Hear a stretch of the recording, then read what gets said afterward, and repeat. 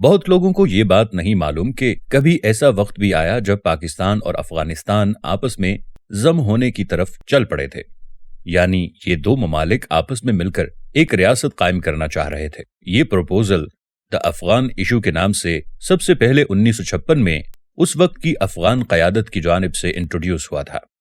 اس proposal کی بنیادی وجہ افغان پاکستان تعلقات میں کشیدگی کو ہمیشہ کے لیے دفن کرنے کا تھا، جو کہ 1950 کی دہائی میں شدت اختیار کر چکی تھی، یہاں تک کہ افغانستان نے کئی مرتبہ پاکستان کے خلاف فوجی طاقت کا بھی استعمال کیا۔ میں نے اس کے اوپر ایک ڈیٹیل رپورٹ بھی بنائی تھی جو کہ آپ کو ڈسکرپشن میں مل جائے گی۔ تو جہاں پر جنگ کی باتیں ہونے لگیں وہاں پر کچھ ایسے ویژنری لوگ بھی تھے جو دونوں قوموں کی لڑائی کا حل اتحاد میں ڈھونڈنے لگے۔ فار ایگزامپل، جب پاکستان فوج اور قبائلیوں نے افغان فوج کو اپنی حدود سے باہر دھکیل دیا تو جنرل ایوب خان نے افغانی مداخلت کے جواب میں اسٹریٹجک بامبنگ اور آرمرڈ تھرسٹ کی اسٹریٹجی اختیار کی۔ اس اسٹریٹجی کا مقصد پاکستان آرمی کی 11 کارپس پاکستان ایئر فورس کے ساتھ ایک انٹیگریٹڈ بیٹل گروپس کی شکل میں افغانستان میں داخل ہو کے افغان فورسز کی بیس کو تباہ کرنا تھا۔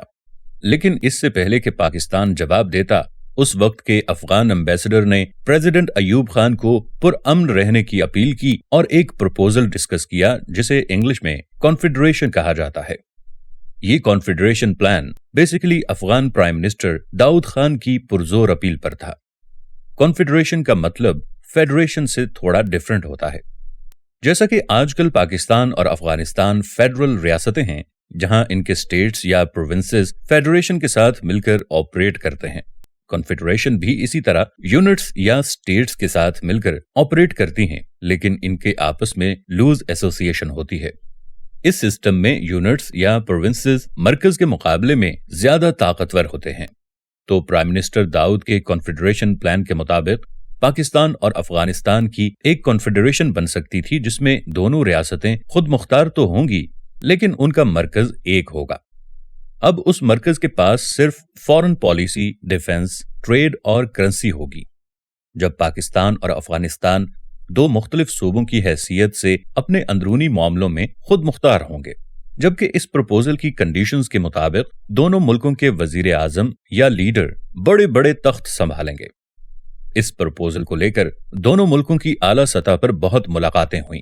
ایک رپورٹ کے مطابق افغان لیڈر داؤد خان نے پاکستانی ایمبیسڈر کو پیغام بھیجا کہ پاکستان ظاہر شاہ کو کنفیڈریشن ہیڈ تسلیم کرے اور اسی طرح افغانستان پاکستان فیڈرل اور کانسٹیٹیوشنل سٹرکچر میں جذب ہونے کو تیار ہو جائے گا۔ اس کنفیڈریشن پلان کو لے کر دنیا بہت حیران ہو گئی تھی، کیونکہ یہ وہ وقت تھا جبکہ دونوں ملک ایک دوسرے کو تباہ کرنے سے باز نہیں آ رہے تھے، اور اس وقت ایسا پلان بہت حیران کن تھا۔ ایسا کہا جاتا ہے کہ یہ پلان صرف فیوچر میں کشیدگی کو ختم کرنے کے لیے ہی نہیں تھا، بلکہ اس کے پیچھے ہسٹوریکل اور کلچرل گراؤنڈز بھی موجود تھیں۔ پہلی یہ کہ دونوں ملک پوری طرح سے مسلم میجورٹی سٹیٹس ہیں، اسلام ان کے بیچ ایک کامن بانڈ ہے۔ دوسرا، دونوں ملکوں میں ایتھنک لنک بھی بہت مضبوط ہے، یعنی پشتون یا پٹھان افغانستان سے زیادہ پاکستان میں ہیں، جبکہ خود افغانستان میں اکثریت کی حیثیت سے رہتے ہیں۔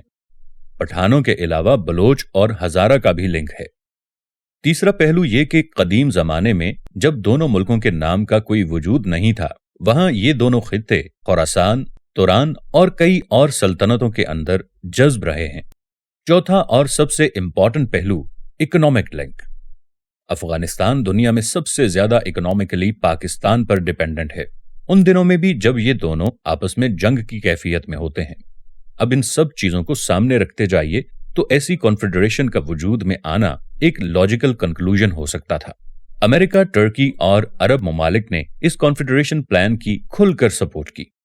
یہ وہ ٹائم تھا جب افغانستان کی حکومت ریلیٹیولی سوویت کیمپ میں تھی، لیکن پاکستان کے ساتھ اس ریاست میں جذب ہونے کی صورت میں امریکہ بھی اسے اپنے کیمپ میں قبول کرنے کو تیار ہو گیا۔ یو ایس انوائے کے مطابق امریکہ پاکستان ریلوے نیٹ ورک کو جلال آباد اور قندھار تک ایکسپینڈ کرنے کو تیار تھا۔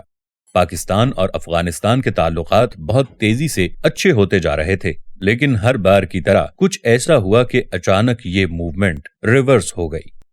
اس کی سب سے بڑی وجہ بھارت اور رشیا کے ساتھ مخالفت تھی۔ بھارت کو پاک افغان الائنس کسی صورت برداشت نہیں تھا، کیونکہ اگر پاکستان اپنے مسائل افغانستان سے حل کروا دیتا تو وہ فوجی اعتبار سے صرف بھارت پر ہی فوکس کرتا۔ بھارت کے علاوہ پاکستان میں باچا خان کی سیاست بھی اس الائنس کے خلاف تھی۔ باچا خان یا ان کی پولیٹیکل پارٹی پشتون نسل پرستی پر بیس کرتی آئی ہے۔ وہ کسی صورت آزاد پشتونستان یا پھر پشتون علاقوں کا افغانستان میں مکمل جذب ہونے کو زیادہ ترجیح دیتے تھے، نہ کہ دو ملکوں کی کسی الائنس کو۔